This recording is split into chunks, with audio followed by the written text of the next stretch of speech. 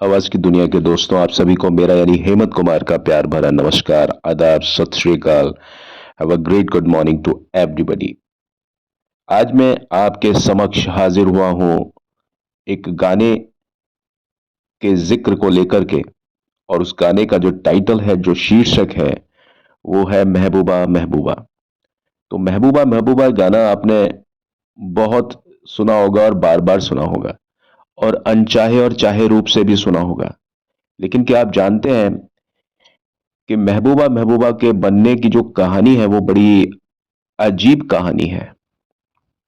और जैसा गाना आप सुनते हैं ना, जो मूल रूप जो गाने का है, वैसा रूप उस गाने का नहीं हुआ करता था। और जहां तक बात इसमें आवाज देने की है, ये गाना पंचम दा ने खुद ने गाया है, आर डी बर्मन ने खुद ने गाया है ये गाना। लेकिन ये गाना शुरू में उनकी आवाज में नहीं डिसाइड हुआ था। लेकिन उस गाने के पीछे क्या कहानी रही, मैं आपको सुनाता हूं। तो शुरू शुरू में इस गाने को गाने के लिए किशोर कुमार की आवाज फाइनल हुई थी कि भाई इस गाने को किशोर दा ही गाएंगे।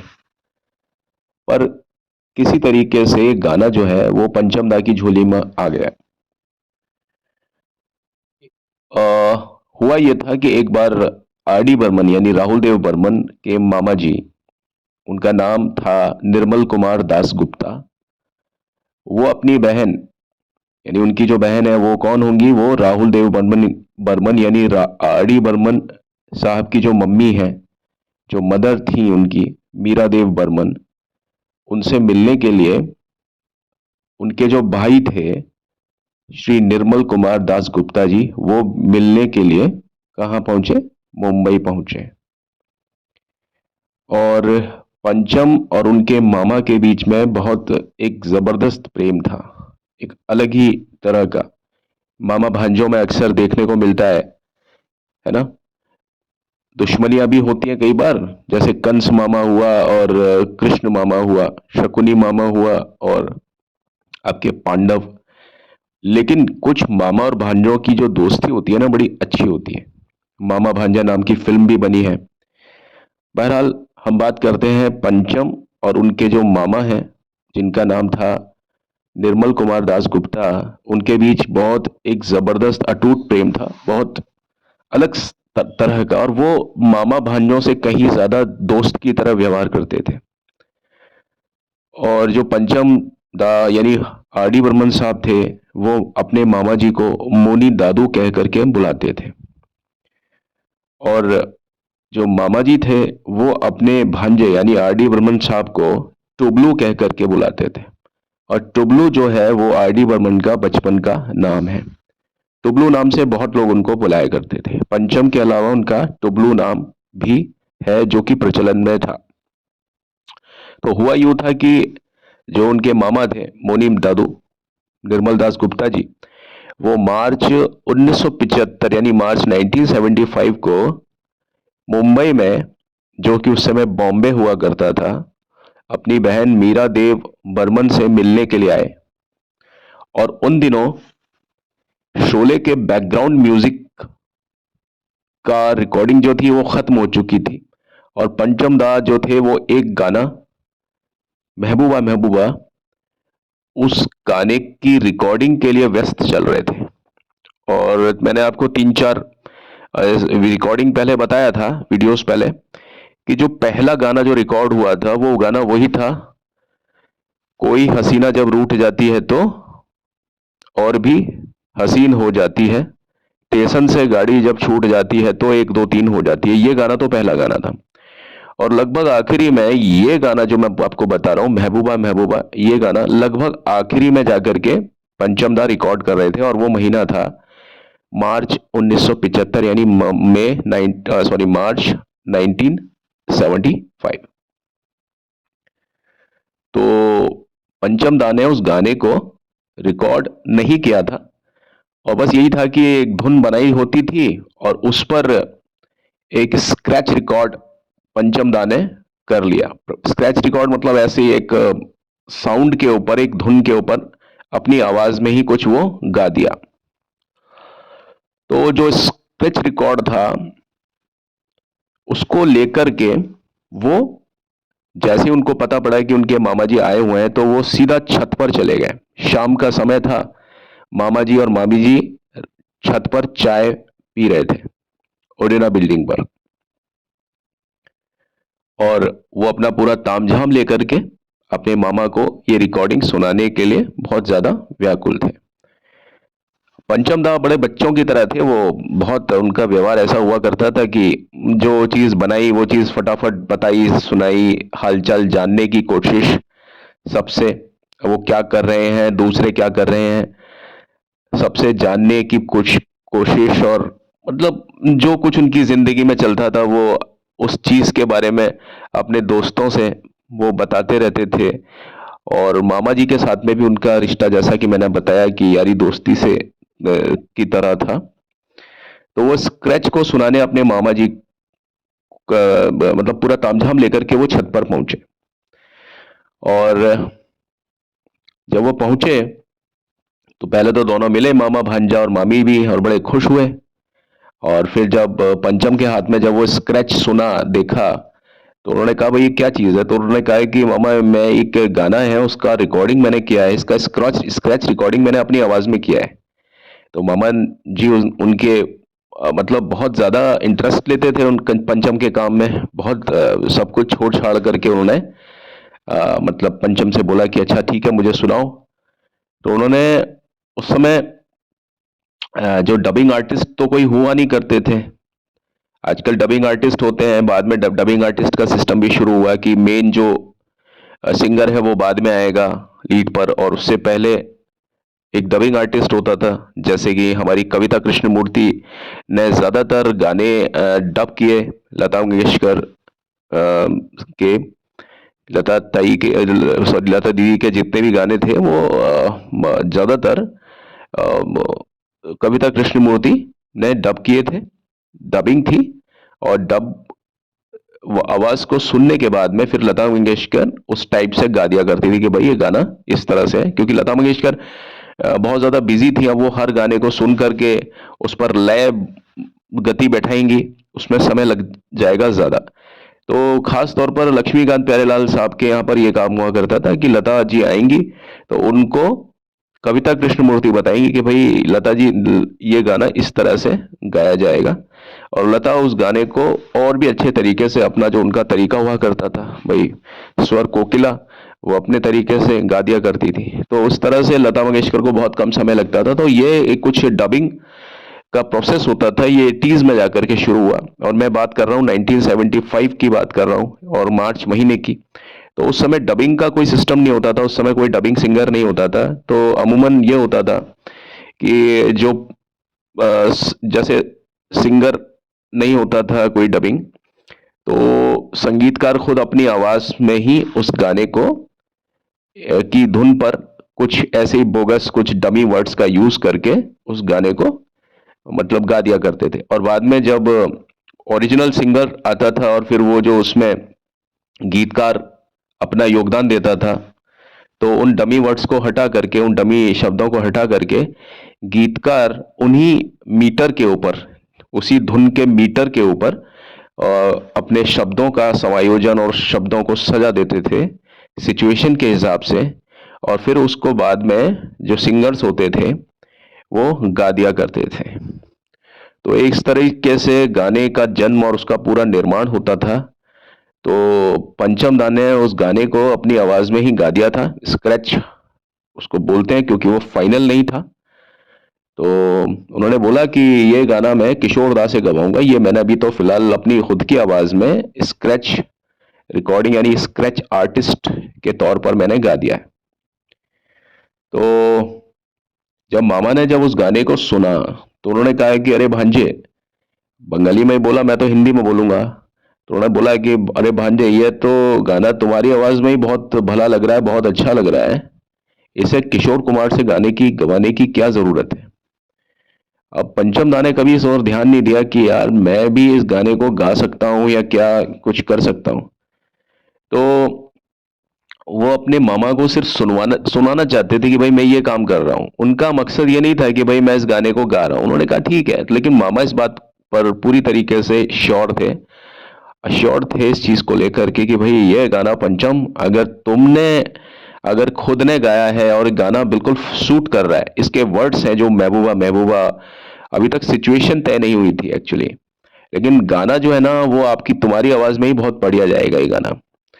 वो पंचम दा इस बात पर हंस पड़े और उन्होंने अपने मामा जी की बात को टाल दिया। उन्होंने कहा कि ठीक है मामा, ये आपने मुझे बोला और मैंने आपकी बात को सुन लिया। अब ठीक है, आप चाहते हैं, लेकिन अब फिल्म प्रोडक्शन और ये सारी चीजें आगे से डिसाइड होती हैं। तो बात ये वहीं की वहीं खत्म हो गई। और फिर कुछ दिनों के बाद में साहब क्या होता है कि जब गीत की फाइनल रिकॉर्डिंग का समय आता है, तो आप देखिए इत्तेफाक कि किशोर कुमार ने इसकी रिहर्सल कर ली थी इस गाने की, महबूबा महबूबा की। यानी आज जो आप गाना पंचम दा की आवाज में सुनते हैं महबूबा महबूबा, उस गाने को किशोर कुमार ने अपनी आवाज में रिहर्सल कर लिया था, लेकिन उसका फाइनल रिकॉर्डिंग होना बाकी था। तो जिस दिन फाइनल रिकॉर्डिंग की बात हुई, उस दिन किसी वजह से किशोर कुमार स्टूडियो में नहीं पहुंच सके। और उधर स्टूडियो में सारा इंतजाम हो चुका था, रिकॉर्डिंग का, म्यूजिशियंस सारे आ चुके थे और सब लोग अपने अपने स्थान पर यथावत बैठे हुए थे। और रिकॉर्डिंग रद्द करने का मतलब जो आइडिया था वो बहुत फिल्म को और ज्यादा डिले कर सकता था, और ज्यादा मतलब उसका बजट खराब कर सकता था। और सारा इंतजाम हो चुका था और शायद पंचम दा ने उसको सुनाया भी होगा रमेश सिप्पी वगैरह को भी। और रद्द करने का मतलब है भारी नुकसान। एक दिन के लिए भी अगर आप स्टूडियो किराए पे लेते हैं तो उसका बहुत बड़ा एक भुगतान देना पड़ता है। तो सभी लोग बहरहाल किशोर कुमार का काफी देर तक तो इंतजार करते रहे। और जब उनको लगा कि भाई किशोर दा नहीं आ सकते, तो रमेश सिप्पी उनकी आवाज से आश्वस्त थे। और पंचम दा ने पहले भी गाने गाए हुए थे, ऐसा नहीं था कि पंचम दा पहली बार ही गा रहे थे, लेकिन इस बार अंदाजे वजह थोड़ा डिफरेंट था कि उन्होंने जिप्सी यानी जो कबीले के लोग होते हैं उस टाइप की आवाज को बना करके उन्होंने गाने को गाया था। तो बहरहाल तय ये हुआ कि भाई अब किशोर दा तो आ नहीं रहे हैं, किसी वजह से वो रुक गए हैं कहीं। तो कहा कि भाई ठीक है।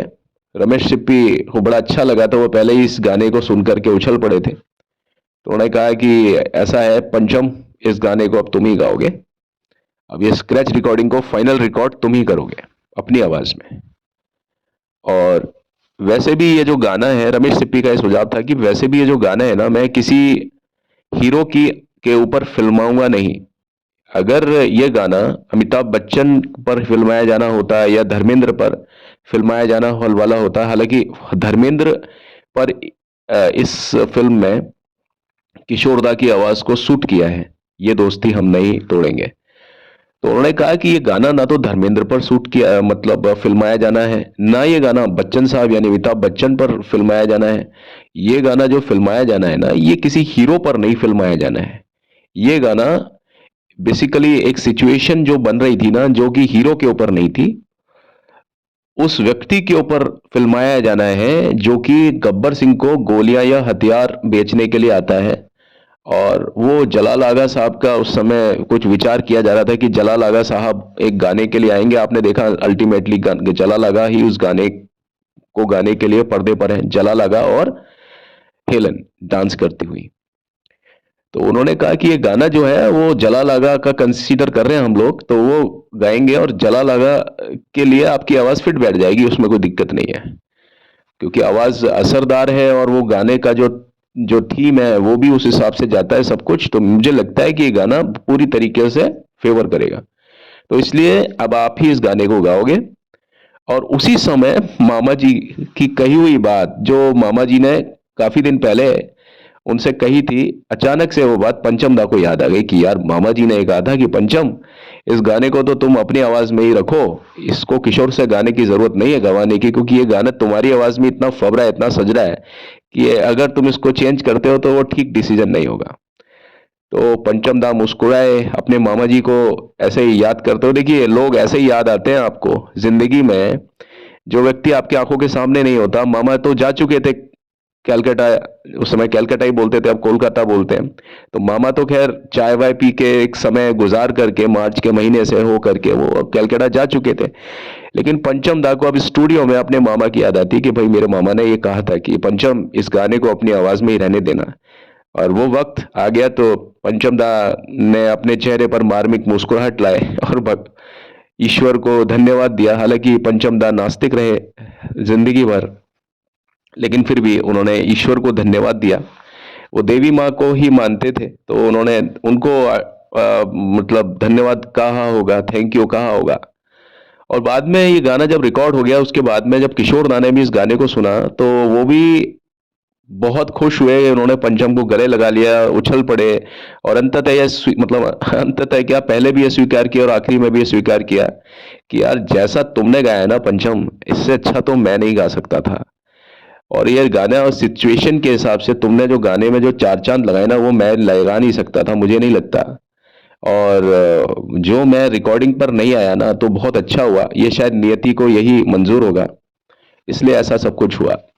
बहरहाल महबूबा महबूबा की जो धुन थी ना, वो पंचम दा की रचना एक तरीके से नहीं है। कुछ लोग बोलते हैं साहब कि ये चोरी की गई है, ये ऐसा है वैसा है, लेकिन मैं आपको ये कहता हूं कि चोरी की गई रचना तो ये मान सकते हो आप, लेकिन उसके पीछे वाकया ये था कि रमेश सिप्पी साहब और उनकी wife, ex wife Geeta Sippy, जब ये गाना की रिकॉर्डिंग जब चल रही थी, उसके बारे में विचार किया जा रहा था, तो ये लोग लंदन में छुट्टियां बिता रहे थे। कौन? हस्बैंड और वाइफ, यानी रमेश सिप्पी और उनकी वाइफ गीता सिप्पी। वहां पर अजीत सिप्पी और विजय सिप्पी दोनों रमेश सिप्पी के खास और सगे भाई हैं। तो अजीत सिप्पी उस समय लंदन में रहा करते थे।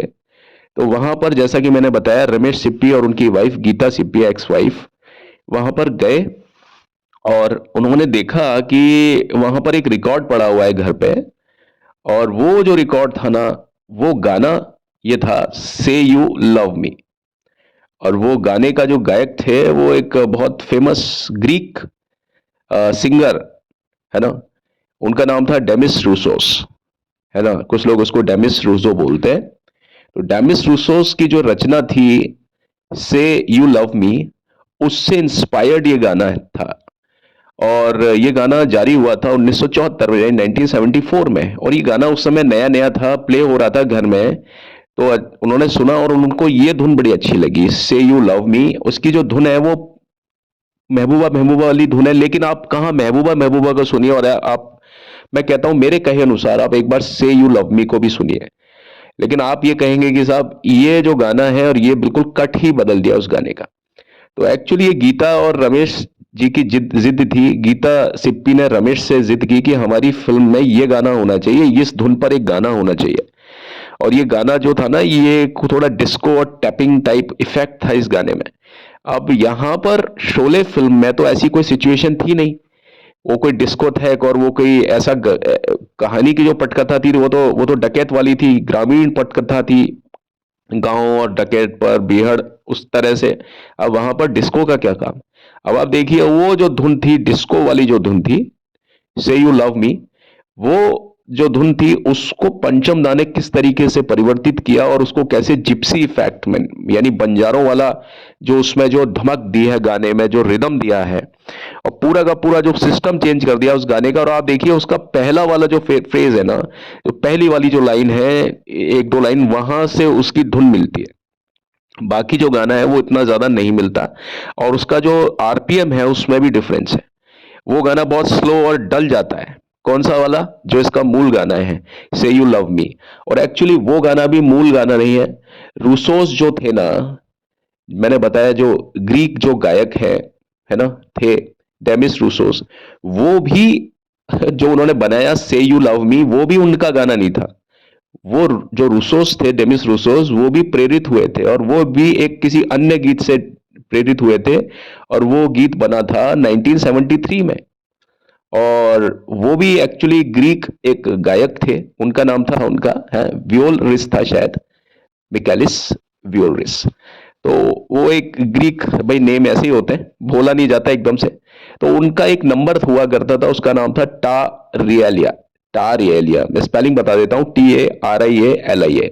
तो वो जो से यू लव मी गाना भी इंस्पायर्ड था टारियालिया से, और ये टारियालिया ये बना था 1973 में। तो इस तरह से 1973 में टारियालिया जो गाना था वो 1974 में जो से यू लव मी, और 1975 में जो महबूबा महबूबा आया, वो लगभग एक ही धुन पर रहे। और तीनों ही गाने बिल्कुल मुख्तलिफ एक अलग अंदाज के गाने हैं, और हम किसी भी तरीके से ये नहीं कह सकते कि साहब ये जो गाना था ना ये मतलब पंचम दा ने नकल किया। मैं कहता हूं एक बार आप सुनिए, आपको मालूम पड़ जाएगा, अच्छा लगेगा आपको, खुद को लगेगा गाने का जो पूरा कट था वो बदल दिया, उसका आरपीएम वगैरह सब बिल्कुल। तो वो गाना कहीं से भी कॉपीड नहीं लगता। कॉपीड ये होता है, आप देखिए एक एक छंद छंद छंद की बात होती थी, तो ये छंद पर काम किया था, पूरे गाने के ऊपर काम नहीं किया था पंचम दा ने। और देखिए सिचुएशन कहां से क्रिएट हुई। पंचम दा के पास में जब भी कभी कोई ऐसी सिचुएशन आई, जैसे मैं आपको अगला बताऊंगा कि भाई उनके पास में प्रोड्यूसर आते थे और इस बात की अपील करते थे कि भाई मुझे तो यही चाहिए, खुल के बोलते थे मुझे तो यही गाना चाहिए, थोड़ा सा इसमें हेर फेर करके लगा दो। अब पंचम दा या कोई और म्यूजिक डायरेक्टर है, उसको क्या मौत आनी है उनकी, या उनको भाई हर एक आदमी को इस बात से प्रेम होता है कि भाई मेरे पास काम आए। तो वो प्रोड्यूसर से अड़ते नहीं थे, वो कहते ठीक है भाई जो आप चाहते हो वो। लेकिन पंचम दा हर गाने में अपनी बात, अपनी अपनी पहचान छोड़ देते थे। मैं कह रहा हूं ना आपको, एक बार आप महबूबा महबूबा सुनिए और फिर ये दोनों गाने जो मैंने बताए ग्रीक सॉन्ग्स, इनको भी सुनिए, तो आपको साफ पता पड़ेगा कि कितना बड़ा डिफरेंस है इनमें। आप मतलब गाने का जो फील है, गाने का कट है, स्ट्रक्चर है, पूरा ही चेंज्ड है ना।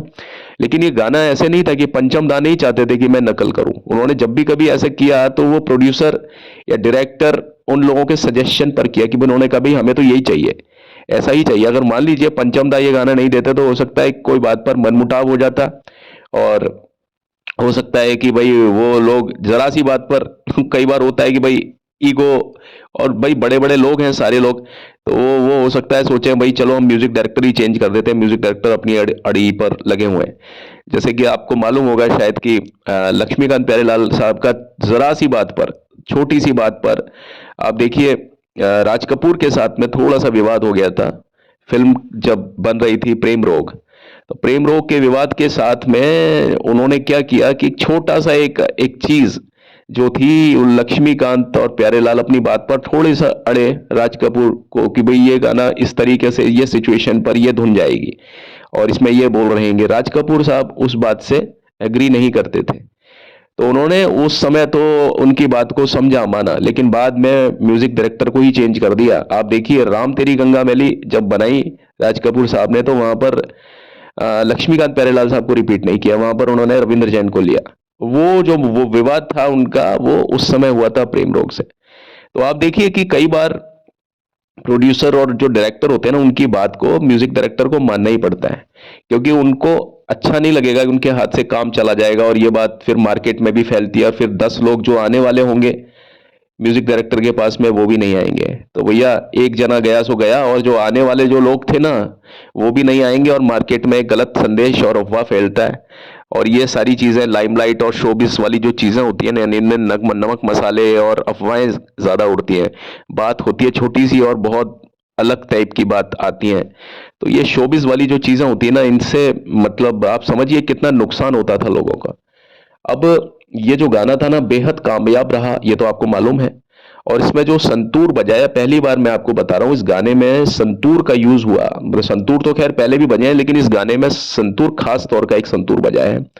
और ये संतूर जो बजाया है, ये हमारे जो संगीत सम्राट हैं, आपको मालूम होगा शिव हरी जो टीम हुआ करती थी, जिनके कई हिट म्यूजिक मैं आपको बताता हूँ, शोले मैं तो खैर पंचम दा का म्यूजिक था, लेकिन सिलसिला फिल्म में शिव हरी का म्यूजिक था। देखा एक ख्वाब, तो ये सिलसिले हुए, जावेद अख्तर की पहली मूवी जिसमें उन्होंने गीत लिखे थे, ये गाना पहला था।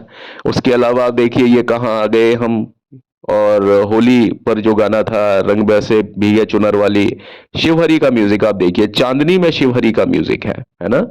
चांदनी के अलावा कई फिल्म गए, कई हैं गाने, फासले फिल्म में शिवहरी का म्यूजिक है, विजय फिल्म में शिवहरी का म्यूजिक है, परंपरा में शिवहरी का म्यूजिक है। आप देखिए शिवहरी में जो मैं आपको बता रहा हूँ ना, हरिप्रसाद चौरसिया जो बांसुरी वादक, और मैं यहाँ बात कर रहा हूँ पंडित शिव कुमार शर्मा की। तो वो संतूर बजाने में एक्सपर्ट थे वो, एक्सपर्ट जिसको बोलते हैं, और वो वर्ल्ड फेम हस्ती हुआ करती थी। तो उन्होंने वो पंचम दा के यहाँ बजाया करते थे, यानी जितने भी आप इस तरह के इफेक्ट उस समय देखते थे ना, वो पंचम दा के यहाँ शिव कुमार शर्मा बजाया करते थे। और उनकी बहुत बहुत बहुत गजब की दोस्ती थी इनकी, पंचम दा की, इन सभी लोगों से बहुत अच्छी थी। तभी तो वो उनके मतलब विधिवत रूप से जो रेगुलर जो संतूर प्लेयर थे वो पंचम दा की टीम में वही थे। तो पंडित जी, यानी पंडित जी बोलते थे शिव कुमार शर्मा को, पंडित जी ने पंचम दा के कई गीतों में संतूर बजाया और क्या जादू बिखेरा। और शोले का भी ये जो गाना है आप देखिए, ये जो पूरा जिप्सी सॉन्ग है, पूरा जो जो अरेबियन टच को लेकर के, महबूबा महबूबा, अब ये कोई सीधा ऐसा नहीं है ढुपचिक धपचिक ढुपचिक धपचिक, ये इफेक्ट नहीं है इसमें। आजकल वाला होता तो ढुपचिक धपचिक, लेकिन अब जब ये गाना इंटरलूड पर जब उतरता है बीच में, तो वहां पर संतूर का यूज है, संतूर का यूज है। और वो भारतीय उसमें जो वाद्य यंत्र है ना, ये संतूर, ये भारतीय संतूर नहीं है। एक तो हमारा इंडिया का संतूर है, और एक दूसरा संतूर होता है जिसको हम बोलते हैं ईरानी संतूर। ईरानी संतूर का पहली बार पंचम दा ने यूज किया था, अपनी दो तीन फिल्मों में यूज किया था। एक तो ये फिल्म थी आपकी शोले, शोले में ईरानी संतूर का यूज किया। ईरानी संतूर का जो जो शेप होता है बिल्कुल डिफरेंट होता है, और जो नॉर्मल संतूर होता है उसका वो थोड़ा छोटा होता है। और ट्रेपेजियम शेप तो खैर दोनों की होती है, लेकिन ट्रेपेजियम में भी जो लोअर एंगल्स होते हैं ना, वो ईरानी संतूर के होते हैं। तो इसके बारे में पंडित आपके शिव कुमार शर्मा ने कई अपने कंसर्ट्स में जिक्र भी किया है कि भाई जो महबूबा महबूबा का जो गाना था उसमें ईरानी संतूर का यूज हुआ था, और वो खुद शिव कुमार शर्मा ने ही बजाया था। और वो पंचम को बहुत ज्यादा मतलब प्रेम करते थे, और बहुत रो कर के जब भी उनका जिक्र आता था तो उनकी आंखों में आंसू, और एक तरीके से रो कर के पंचम दा को याद करते थे। तो उन्होंने बोला कि भाई क्या क्या नया क्या करें। तो उन्होंने बताया कि भाई वो पंचम दा बताते थे कि भाई मैं फिल्म में ऐसा म्यूजिक दे रहा हूँ। तो उन्होंने कहा कि भाई एक अलग स्टाइल का गाना मैंने क्रिएट किया है, महबूबा महबूबा, और इसमें मैं चाहता हूँ कि ईरानी संतूर का यूज हो। और ईरानी ईरानी संतूर का जो टोनल क्वालिटी है ना, टोनल जो उसका जो वो थोड़ा डिफरेंट है। आप एक नॉर्मल जो सुनने वाला आदमी है ना, ऑर्डिनरी जो सुनता है, उसको दोनों संतूर में फर्क नजर नहीं आएगा उनकी आवाज में, लेकिन उसमें टोनल क्वालिटी में गहरा एक फर्क है। शेप भी अलग है जैसा मैंने बताया, लेकिन सिस्टम वही है तारों का, और बड़ा नजाकत के साथ में तारों के ऊपर स्ट्राइक करना पड़ता है। अगर आपके हाथ में नजाकत या वो मुर्की या वो फ्लेक्सिबिलिटी नहीं है, तो उसमें बहुत ज्यादा मतलब एक्सपर्ट होने की जरूरत होती है। गिटार और सितार से कहीं ज्यादा एक्सपर्ट होने की जरूरत होती है, क्योंकि वो जो जो जो तार होते हैं ना, वो ग्रुप्स में होते हैं, स्ट्रिंग्स, और तारों के ऊपर आपको उंगली टच नहीं करनी पड़ती हो। तार के ऊपर आपको एक एक हॉकी नुमा एक इंस्ट्रूमेंट होता है, छोटा सा पतला सा एक और तार होता है, उसको आपको टच करना पड़ता है, छोटा सा हॉकी जैसा समझ सकते हैं आप। छोटी छोटी जो स्ट्रिंग्स होती है उनको आपको एक मेटल की छोटी छोटी हॉकी इस टाइप की होती है, उनसे आपको बजाना होता है, आपने शायद देखा भी होगा। लेकिन ईरानी संतूर बिल्कुल डिफरेंट होता है, उसका शेप मैं आपको इसमें बताऊंगा, टेम्पलेट में आप देख लीजिएगा। तो उन्होंने कहा कि मेरे पास मैं मतलब ये शिव कुमार शर्मा के पास में 1969 से एक ईरानी संतूर वो लेकर के आए। वो शिराज फेस्टिवल में उन्होंने उसको मतलब बजाया बजाया था। और बजाने के बाद में वहां की जो सरकार थी ना, उन्होंने उसको ही गिफ्ट कर दिया था। ठीक है। तो जो ईरान का ही इंस्ट्रूमेंट, और वो वहीं पर ही गए थे बजाने के लिए, मैं आपको फिर बता देता हूं। और वहां की सरकार ने उस इंस्ट्रूमेंट को ही उसको गिफ्ट कर दिया शिव कुमार शर्मा को, और वो इंस्ट्रूमेंट तब से शिव कुमार शर्मा के पास में था। और पंचम दा ने उसका मतलब बहुत अच्छा एक यूज किया।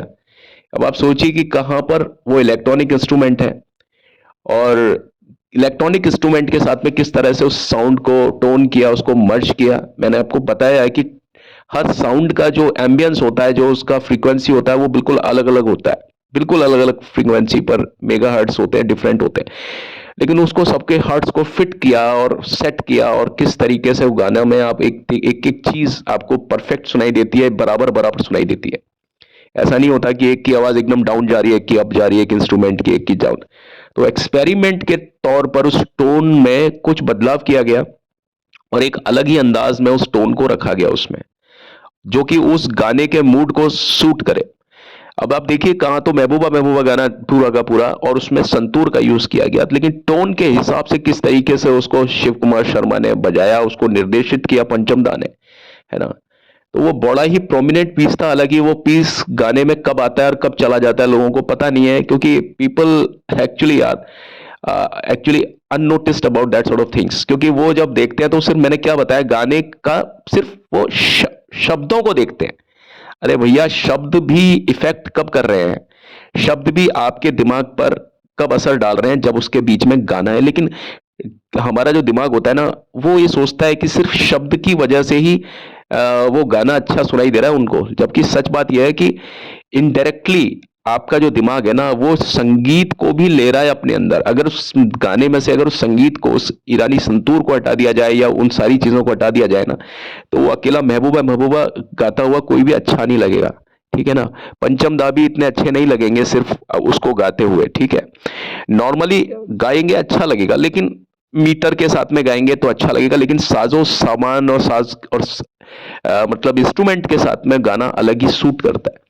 अब आप देखिए, उसकी जो क्वालिटी है, उसकी सिचुएशन है, गाने के मूड के हिसाब से जो सूट किया, आप बताइए क्या उससे बेहतर कोई गाना हो सकता है उस सिचुएशन पर। और वो गाना आज भी डिस्कोथेक में बजता है ना साहब। आप देखिए वो गाने का जो पेस है, आप चाहे कितने ही ट्रैक का कोई गाना बजा लो, 150 से ऊपर कितना ही कोई मल्टीप्लाई कर लो, डिजिटल कर लो, आजकल का कोई गाना बजाओ, लेकिन अगर आप महबूबा महबूबा बजा देते हो ना, उस समय जो 6 ट्रैक पर यूज हुआ था, जो रिकॉर्ड हुआ था राजकमल स्टूडियो में, सारे गाने एक तरफ और पंचम दा की आवाज एक तरफ और महबूबा महबूबा एक तरफ, तो भैया उसकी बात कुछ अलग थी। वो बंदा था डिफरेंट, जिसकी मैं बात कर रहा हूं आपकी, वो कुछ भी कर सकता था। पंचम दा पंख पकड़ करके पूरा का पूरा एक परिंदा बना दिया करते थे। एक छोटी सी चीज में से, एक छोटी सी निर्जीव चीज में से एक बहुत बड़ी सजीव चीज बना दिया करते थे, है ना। वो उस तरह के एक खिलाड़ी थे, तो किसी को भी उनकी उस प्रतिभा के ऊपर कोई शक नहीं था। और वो बड़ा ही प्रोमिनेंट पीस था, जो कब आता है कब चला जाता है। और मुखड़े के 2 बार, मुखड़े में 2 बार जो महबूबा महबूबा के बीच में जो वो पीस है, वो कई अन्य जगहों पर भी है। मैं उसका आपको थोड़ा सा एक एक एक फ्रेगमेंट भी डाल दूंगा आपके पास में। तो गाने की जो स्टोरी थी ना, वो इस तरह से जाती है। और आप देखिए, ये गाना इतने सालों के बाद में भी एक एक कल्ट बना हुआ है। और जैसे जैसे ये समय जा रहा है, वैसे वैसे आप देखिए कि गाना जो है ना, लोगों की यादों में, उनके दिमाग में और ज्यादा गहराई से अंकित होता जा रहा है। आप किसी सिचुएशन को सोचिए, और जब हम पंचम दा के इस तरह के गानों को सोचते हैं ना, तो हम उन गानों को सोचते हैं, फिल्म हम हमारे से बहुत दूर चले जाती है, बस हम उस गाने की मस्ती में खो जाते हैं। एक्चुअली हम उस गाने की सिचुएशन को भूल जाते हैं, किस सिचुएशन पे ही आ रहा है। हम उस गाने का कई बार कथानक भूल जाते हैं, सब भूल जाते हैं। वो गाना, उसकी साउंड, गाने का जो पैटर्न है, रिदम पैटर्न है, वो हमको याद रहता है। उसके अंदर का जो परकशन है, वो हमको याद रहता है। और हम उस गाने को ये नहीं देखते कि भाई गाना किस उसका है। ठीक है, उस गाने को हम कहीं पर भी यूज कर सकते हैं। हम उस गाने को होली पर यूज कर सकते हैं, हम उस गाने को हो अल्लड़ में यूज कर सकते हैं, हम उस गाने को यारी दोस्ती की पार्टी चल रही हो वहां यूज कर सकते हैं। कहीं कोई चीज चल रही हो रास्ते में, कहीं हम जा रहे हो, वो गाना सुनने में अच्छा लगता है, उसको कॉलर ट्यून पे यूज कर सकते हैं। जबकि वो गाना है क्या, ना तो वो रोमांटिक सॉन्ग है ना कुछ है, बस महबूबा महबूबा गाना है। और वो भी पंचम दा ने ऐसे ही गाया था भैया, सीधा सा अपना आवाज। आप देख लीजिए किस तरह की आवाज का यूज किया, बड़ी कर्कश आवाज में गाया उन्होंने। और मतलब कर्कश क्या, मतलब उस गाने की सिचुएशन थी ना, वो उस टाइप की थी। क्योंकि वो गाना था, वो एक्चुअली सिचुएशन ये है कि भाई गब्बर सिंह से मिलने के लिए वो आते हैं हथियार बेचने के लिए, जैसा कि मैंने आपको बताया। तो वो आवाज में भी वो एक विलेन इफेक्ट आना चाहिए था, हीरो इफेक्ट नहीं आना चाहिए था। इन सारी बातों को याद रखते हुए पंचम दा ने इस तरह से इस गाने को बनाया। और मैंने आज आपको म्यूजिक के बारे में बात की कि उसके पीछे की कहानी क्या रही, टेक्निकल इफेक्ट्स वगैरह के ऊपर भी मैंने थोड़ी थोड़ी आपसे बात की है। और एक्चुअली इस गाने के पीछे एक और कहानी ये थी कि इस गाने में कुछ रद्दो बदल और हुई थी। भाई पंचम दा का ये कहानी भी आई थी सामने कि पहले ये गाना, जैसे पर्दे पर आपने देखा कि हेलन डांस कर रही हैं, तो ये गाना एक्चुअली आशा भोसले गाने वाली थी। ये भी कुछ बात चली थी कि भाई आशा भोसले गाएंगी और उसमें हेलन डांस कर रही है, तो हेलन को लिप सिंक कराया जाएगा उस गाने के ऊपर, यानी लगेगा कि हाँ भाई ये गाना फीमेल मतलब ओरिएंटेड गाना है, ये किसमें सिंगर है जो फीमेल है। लेकिन जब पंचम दा ने जब इस गाने को जब सुनाया आशा भोसले के सामने, तो आशा भोसले ने कहा कि भाई ये गाना तो आपके मुंह से भी अच्छा, आपके मुंह से ही अच्छा लग रहा है, मैं क्या करूंगी इस गाने को। तो वहां पर एक सीन को क्रिएट किया गया कि भाई इसमें किस तरीके से इस सीन को लाया जाए। तो आप देखिए, ये एक तो मामा को सुनाया उन्होंने, मोनी जो उनके मामा थे मोनी दादू, उनको सुनाया, उससे उस और उसी समय उन्होंने उन उस समय के इर्द गिर्द ही उन्होंने यानी पंचम दा ने इस गाने को आशा भोसले को भी सुनाया, तो वो भी इस फेवर में थी कि दादा ये गाना तो आपके मुंह से अच्छा लग रहा है। उस समय तक उनकी आशा भोसले के साथ साथ में शादी नहीं हुई थी, बस वो दोस्त की तरह बड़ा, मतलब पंचम दा का जो व्यवहार था बड़ा दोस्ताना हुआ करता था सभी के साथ में, यारों के यार थे, उनका नाम कुछ अलग ही था। लोग बाग आज भी उनको शिद्दत से और बड़ा आंखों में आंसू ला करके याद करते हैं कि भाई दोस्त हो तो पंचम जैसा हो, जो कि औकात और हैसियत से और इस तरह से लोगों को नहीं लिया करता था। वो बहुत ऐसा इंसान था कि भाई कुछ भी वो देखता नहीं था उसमें, लाइमलाइट और ईगो का कोई एक एक 1% कहीं कुछ असर नहीं था उस इंसान में। इतना महान संगीत का जादूगर, लेकिन उसमें यही होता है जो महान लोग होते हैं ना, वास्तव में उनमें कोई ईगो नाम का कोई 1% भी आप फाइंड आउट नहीं कर सकते। वही चीज पंचम दा थी। साहब देखिए, सफल होना है, बहुत लोग सफल होते हैं, लेकिन सफलता के साथ में इंसान का अच्छा होना बहुत जरूरी होता है। और ऐसे ही इंसानों को लोग बाग जैसे जैसे समय बीतता है ना, वैसे वैसे उस इंसान की जो यादें होती हैं वो सबके जहन में, सबके दिमाग में बड़ी हो जाती हैं। तो यही था कि भाई पंचम दा का इस तरह से, तो वो मैं कहानी जो बता रहा था आपको, तो अब क्या हुआ कि इस कहानी में थोड़ा सा एक ट्विस्ट आगे भी आता है, लेकिन उस ट्विस्ट के बारे में मैं कल बात करूंगा, क्योंकि वो ट्विस्ट एक अलग टाइप का कुछ चीज है। आज मैं फिलहाल एक अपने मूल जिक्र के ऊपर ही अपना वीडियो ये मैं केंद्रित करना चाहता हूँ। कल महबूबा महबूबा जो गाना है, इससे जुड़ा हुआ एक और मैं आपको इसके बारे में एक किस्सा और एक विवाद और हुआ था, उस विवाद को मैं कल आपके सामने अपने इस अध्याय में आगे कैरी फॉरवर्ड करूंगा। और मुझे ये बताने की ज़रूरत नहीं है कि भाई आप मेरे चैनल को like share subscribe please please please ज़रूर कर रहे होंगे, जैसा कि मैं आपसे उम्मीद कर रहा हूँ। और मुझे अच्छा लग रहा है, मेरे सब्सक्राइबर्स धीरे धीरे करके बढ़ रहे हैं, और मुझे बस आपसे थैंक यू कहना है, और मैं हमेशा आपके साथ में हूँ। और बस अब मैं क्या कहूँ, मैं जब भी पंचम दा के बारे में बात करता हूँ तो मैं बहुत खो जाता हूँ, क्योंकि वो व्यक्ति थे ही ऐसे, वो व्यक्ति नहीं है, वो व्यक्ति से अलग कुछ, एक अलग ही ब्रह्मांड, कुछ कभी कभार कुछ अलग ही चीज की रचना कर देता है, और जिसके बाद में वो चीज भी ब्रह्मांड भूल जाता है कि भाई मैंने उसकी रचना कैसे की थी। कि होता है ना कि कई बार होता है कि कुछ आए ऐसे लोग जो इस दुनिया में ढल गए, कुछ आए ऐसे लोग जो इस दुनिया में के सांचे में ढल गए, कुछ आए ऐसे लोग जो इस दुनिया के सांचे में ढल गए, और कुछ आए ऐसे भी लोग जो उन सांचों को ही बदल गए, है ना। तो वो पंचम दा जैसे लोग हैं ना, वो ऐसे होते हैं जो ढलने वाले नहीं होते हैं, बल्कि वो सांचों को ही बदल जाते हैं। जो सो कॉल्ड जो एक फ्रेमिंग होती है ना, दुनियादारी म्यूजिक की, उस फ्रेमिंग को ही वो पूरी तरीके से चेंज कर देते हैं। तो पंचम दा ने यही किया कि म्यूजिक का जो पैटर्न था ना, म्यूजिक का जितना भी जो बारीकियां हो सकती हैं, सबको बिल्कुल अपसाइड डाउन कर दिया था। बिल्कुल जो डेयरिंग जो म्यूजिक डायरेक्टर है ना, अगर मैं मानता हूँ किसी को, पंचम दा को मानता हूँ, क्योंकि वो किसी भी चीज को लेते थे तो बहुत बिंदास और बहुत कॉन्फिडेंस के साथ में लेते थे। किसी भी नई चीज को कितना कॉन्फिडेंटली पर्दे पर देना है, बिना किसी झिझक के। कोई और म्यूजिक डायरेक्टर होते ना, तो वो होते थे ऐसे म्यूजिक डायरेक्टर कि वो बना लिया करते थे कोई चीज, लेकिन उनमें कि ये कॉन्फिडेंस नहीं था कि भाई ये चीज आगे जाके हिट जाएगी या क्या होगा। लेकिन पंचम दा में कॉन्फिडेंस था कि भाई ये चीज मैं बना रहा हूँ, हिट है, हिट जाएगी बिल्कुल। कॉन्फिडेंस था अपने ऊपर, क्योंकि जो कोई चीज ऐसे होता है ना कि भाई मूल रूप से आप किसी चीज को बहुत गहराई से प्रोड्यूस करते हो, ऐसा बहुत कम रहा पंचम दा के साथ में कि पंचम दा ने किसी चीज पर एक्सपेरिमेंट किया और उनका एक्सपेरिमेंट फेल हो गया। और अगर कभी फेल भी हुआ तो उसके पीछे बहुत सारी पॉलिसीज रही। जब मार्केटियर्स जब घुस आते हैं ना किसी चीज में, जब जब जब व्यापारी लोग ज्यादा आ जाते हैं ना, कला के क्षेत्र में, कला और संस्कृति के क्षेत्र में, जब से व्यापार और बिजनेस वाले लोग ज्यादा एक्सट्रीमली, जो प्रोफेशनल, जो सो कॉल्ड प्रोफेशनल्स लोग आते हैं ना, जो जो भाई भतीजावाद करने वाले लोग आते हैं ना, तब ऐसे क्रिएटिव लोगों का थोड़ा सा नुकसान हो जाता है। लेकिन वो नुकसान ऐसा नहीं होता है। आप कहते हैं ना भाई, सत्य को आप पराजित नहीं कर सकते हो, उसको आप आप थोड़ा सा लेट कर सकते हो, लेकिन आप पराजित नहीं कर सकते हो, आप उसको हरा नहीं सकते हो, उसको आप कुछ भी कर सकते हो। आज आप देखिए कि पंचम दा का वो डिग्री है, वो एंगल है। आज आज उन लोगों का जो आज की तारीख में पैदा हुए हैं, 10 साल पहले पैदा हुए हैं, 5 साल पहले पैदा हुए हैं, मेरा बेटा भी है जो कि अभी 10 साल पहले ही पैदा हुआ है, बेटी भी है मेरी जो 4 साल पहले पैदा हुई है, लेकिन आज वो भी पंचम दा की धुन के ऊपर बिना सोचे समझे थिरकने लगते हैं। एक एंगल होता है, एक सेंस होता है। और आज से पंचम दा को मरे हुए, डेथ हुए, उनका कितना टाइम हो गया, 1994 से लेकर के उसके बाद में जो लोग आए पैदा हुए, आज भी पंचम दा को वो नहीं जानते, लेकिन उन गानों को वो बहुत अच्छी तरीके से पहचानते हैं। और पंचम दा यही कहते थे कि भाई मैं अपने गानों की धुनों से याद किया जाऊं, बस मुझे यही है कि कोई तो समझेगा इन सारी चीज़ों को।